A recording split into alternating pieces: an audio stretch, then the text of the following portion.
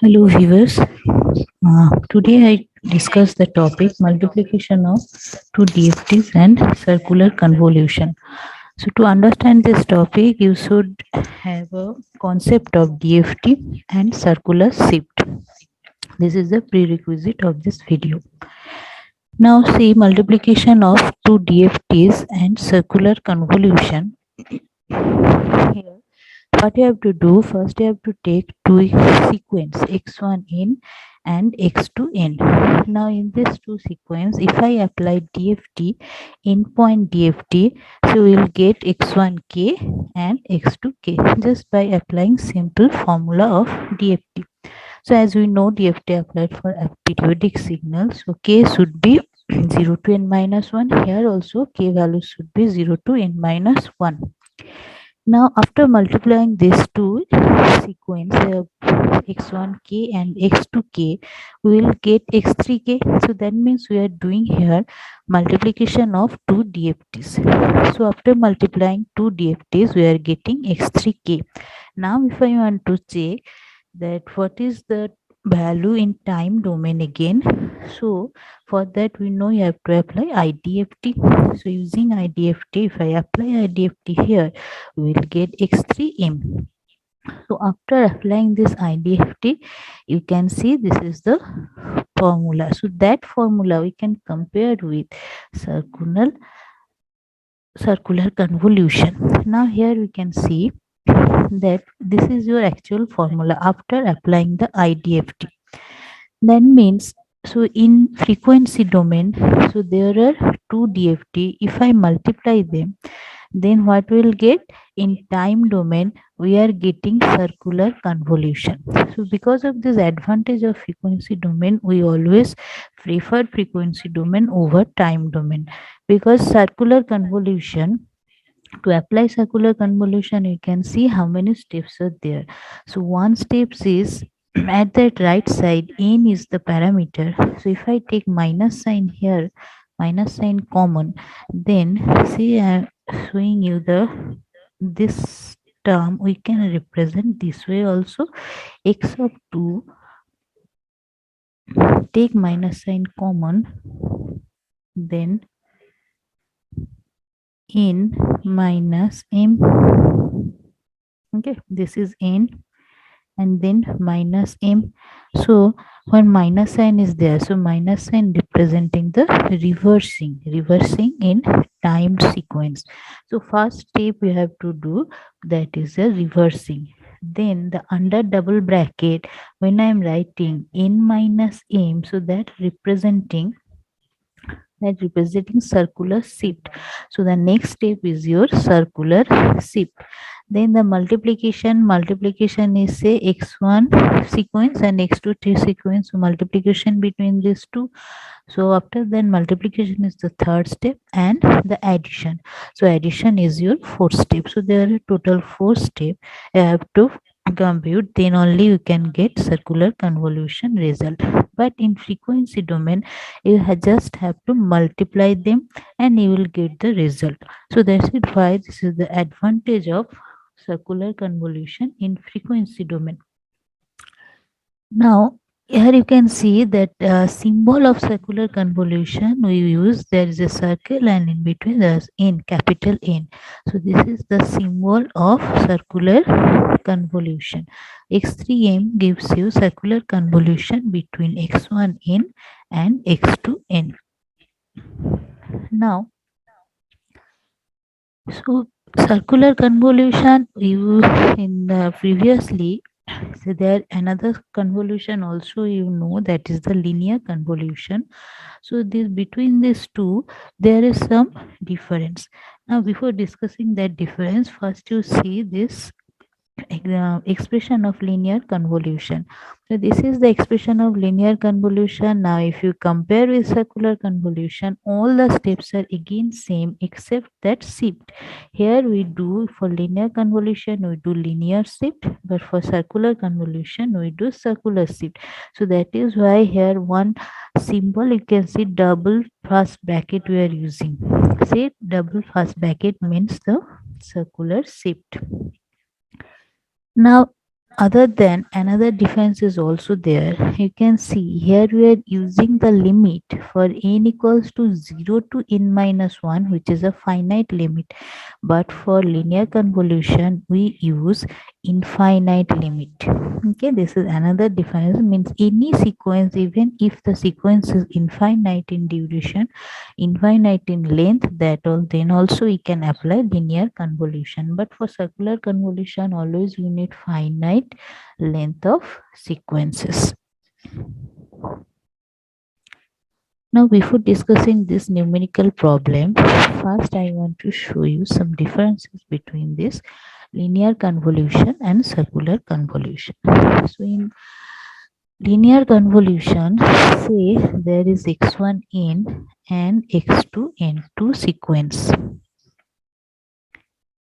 and x1n length is your L and x2n length is your M. After applying linear convolution, we will get x3n or x3m. So x3m length should be L plus m minus 1. So length of x3m after doing linear convolution, length should be L plus m minus 1. But if I consider the circular convolution, then say x1 n length is L again and x2 n length is m again, then the length of x3 m should be max of L comma m. So we have to find which length is more, L or m, which is greater. If L is greater, then you have to choose the length of x3m should be L now. This is the main difference. And for circular convolution, we know we are going to use again all 4 steps, but that extra steps is in linear sieve. Instead of linear sieve, here we have to apply circular sieve. Now, say there are 2 sequence. Now, if you consider this numerical problem, say one x1n is given and x2n is also given. Now, if I consider this numerical problem, you will find, say here both the length of the sequence is 4. x1n length is 4, x2n length is also 4. Now, if I consider, say x1n length, say it is given like this, x1n equals to, say 1, 0, 2, and x2n is this one. So that means there is a length mismatching. So first step of circular convolution is, first you have to make the length for both the sequence same. So how we can do that? We know there's a well-known method that is called zero padding. So to make the length equal, here you have to pad one extra bit or extra sample using zero padding concept. So after adding one zero, that is called zero padding. So now length of x1n becomes 4 and x2n length is already 4. So first step is length matching. First make the length for both the sequence same. Even if it is dissimilar, then pad extra 0. After doing this, here the next step is the reversing or folding. So suppose we want to make x2n folded or x2n shifted. We want to shift that x2n. Then what we have to do? First we have to take the reverse value of x2n. So for that, draw a circle and put the values. Say first value we can write, this is x2 we are using. So this is x2 0, this one is x2 1, this is x2 2, and this one is x2 3. Now put the value, x2 0 is your 1, this is your 2, this one is 3, and now this is 4. So this is simple x2n. Now if I want to shift it, or first step is your reversing. If I want to apply the reversing property. So what we have to do? Again we have to draw another circle. So draw another circle and put the value just in opposite order. Initially we use this anti-clockwise word as the positive direction. Now we can use the clockwise direction is your positive direction. So for that, here you have to write this way. That means this should be same. This is your reference x to 0. Now start set clockwise. So clockwise means this is 0. Clockwise means x to 1. Here it will come x to 2 and then x to 3. So we are putting the value clockwise now, and this you can write under this, inside this circle, x2 double bracket minus n, here capital N. This way you can write. Now, so this is your reversing. Now after reversing, now you also plot the x1 in sequence. So if I want to plot the x1 in sequence here, say this is your x1 in, and we already considered that anti-clockwise direction is the positive direction. So just put the value. This is x1 in. Now put the value. This is the 0th position, we know, already discussed. So the 0th position value is 1, then it comes 0, then this is 2 and 0 again. Okay, so this position is x1 0, this position is your x1 1, this is equals to x1 2, and this is your x1 3. Now try to remember the, say I am writing it here it again, the formula of circular convolution. So that is your x3m equals to summation n equals to 0 to how much, because we are using 4 length, so we can apply 4-point DFT here. So length should be 0 to n minus 1, means 0 to 3. Now x1n into x of 2 minus of n minus m, complete the expression. Here it is 4, because n we choose 4-point DFT, so n equals to 4 here. So first operation is reversing, we have already done. Now the range of m is also same, 0 to n minus 1, that means 0 to 3 again. So first we are going to put m equals to 0. So if I put m equals to 0 here, so what we will get? M equals to 0 means this is this part becomes x2 minus n. Okay, this part becomes x2 minus n, which we have already plotted. Okay, which we have already plotted. So now we know what is your x2 minus n. Now after that, what is the operation we have to do? Which operation? That is the multiplication. We have choose m equals to 0 now.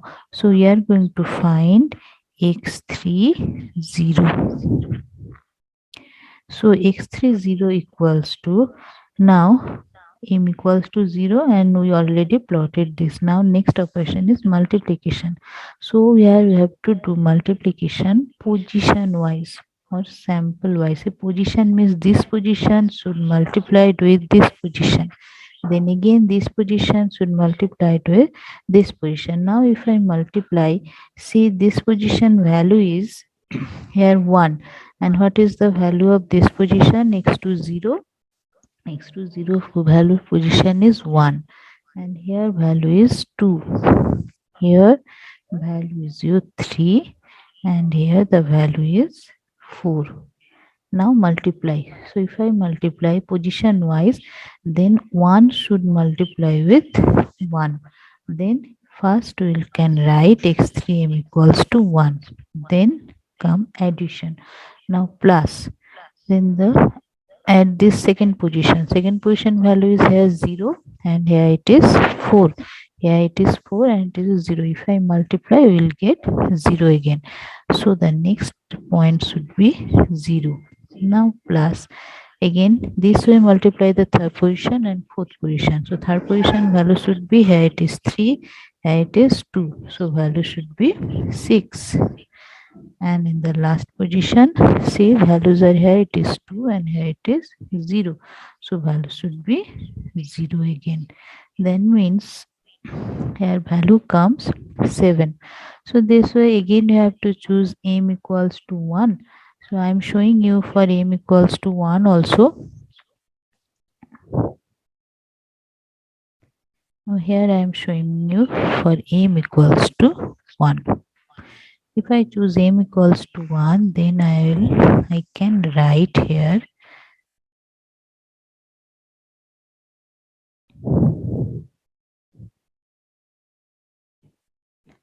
x3 m equals to 1 means x3 1 equals to, what will write?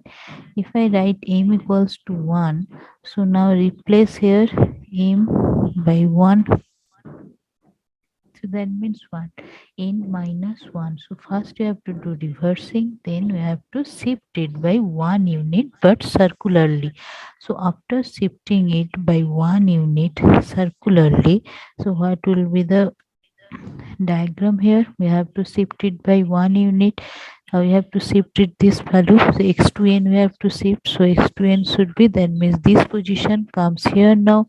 This position will come here. So this way you have to shift. Now I am drawing this part for you again after shifting it by 1 unit.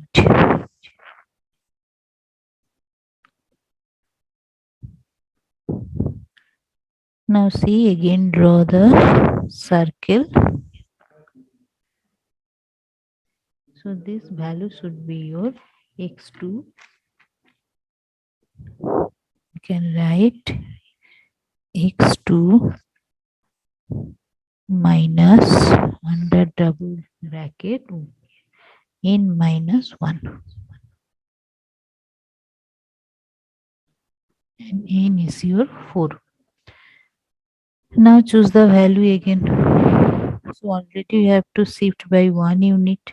So initially it was the value was x2 0 here, x2 0 here, but this value will be shifted by 1 unit. So here we can shift it. So you can write this value is your, now this is your x2 0. Now this value becomes x2 1. This is your x2 2 and this one is your x2 3. Now just put the value. So this value becomes 1. Now this value is already given. So this is your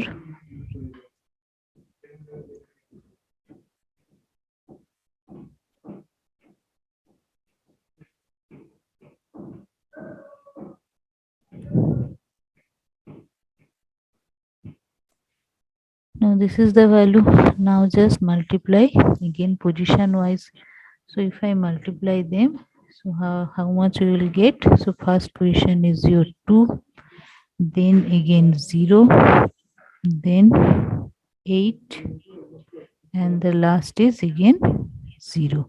So it gives you 10 here.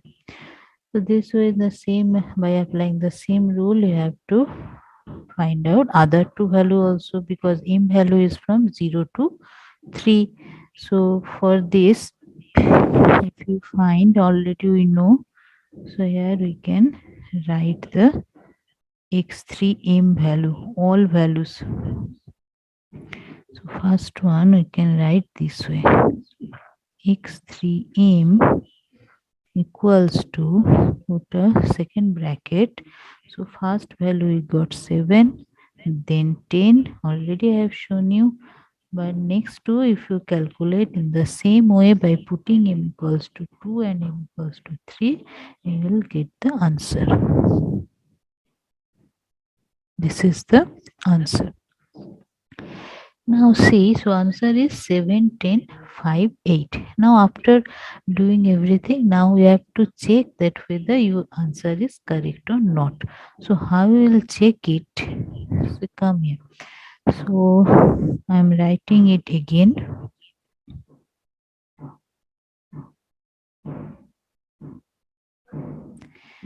So the x3m we got 7, 10, 5 and 8.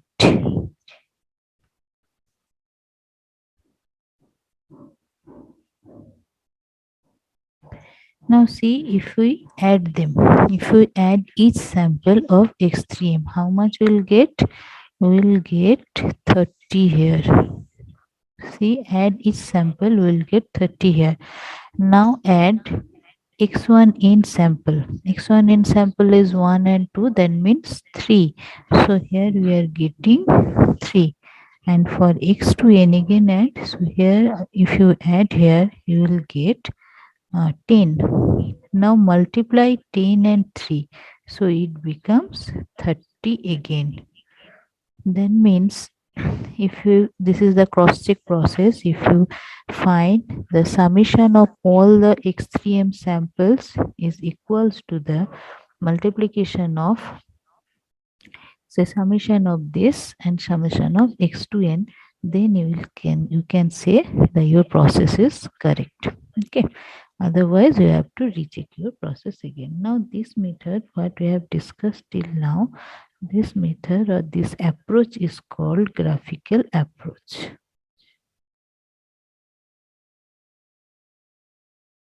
This approach is called graphical approach.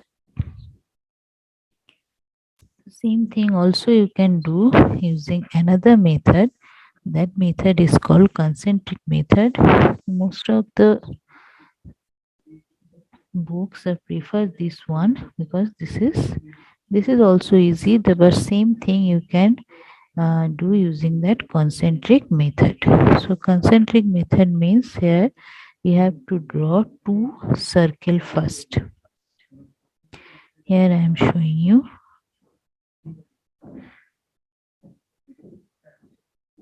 First draw two concentric circle and point one x1n and other one is x2n. Now after that you can apply the concept of convolution or circular convolution. So first I am drawing one circle here, one bigger one.